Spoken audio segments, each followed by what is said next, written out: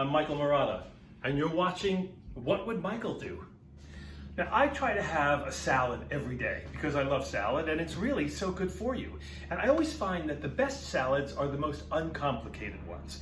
And it doesn't get less complicated than a peasant salad, one of my favorites. What's a peasant salad, you may ask? Well, it couldn't be easier. It doesn't even have greens in it. It's 4 simple ingredients: bread, tomato, cucumber, and red onion. I like to add a little basil, so technically 5 ingredients.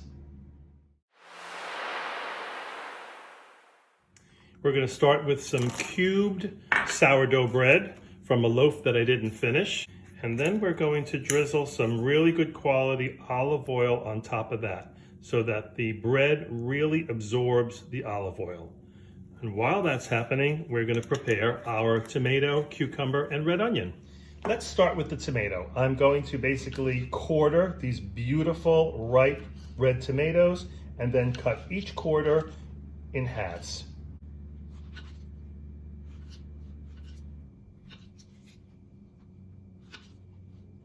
You're going to end up with a nice chunky salad.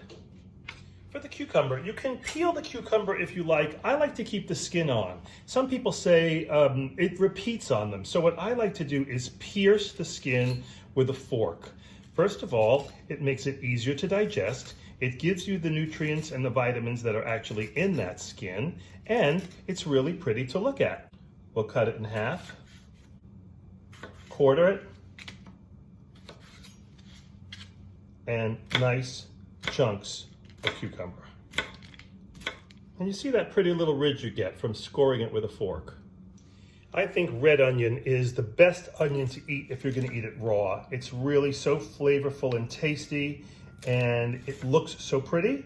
I like to cut them relatively thin. I'm not a big fan of chunky raw onion in my salad.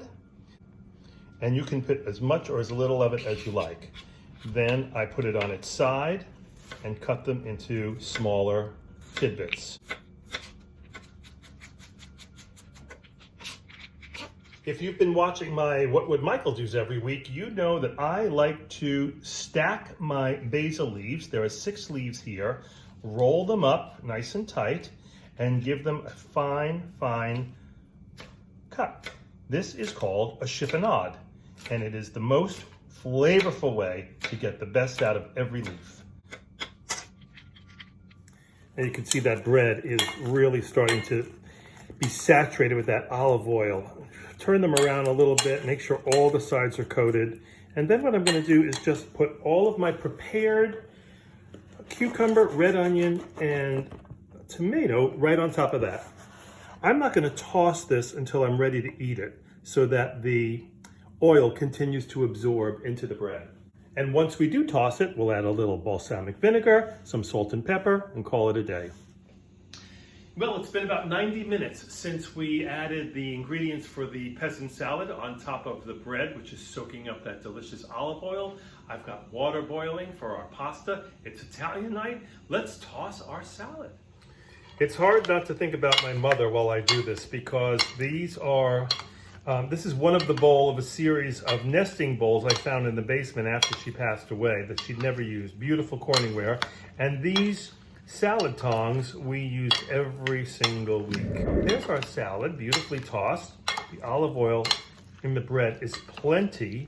We're going to add a little splash of balsamic vinaigrette, balsamic vinegar, not too much, some fresh black pepper, and some kosher salt. There we are. Give it a toss. And that is what we call a peasant salad. Salad with no greens. How about that?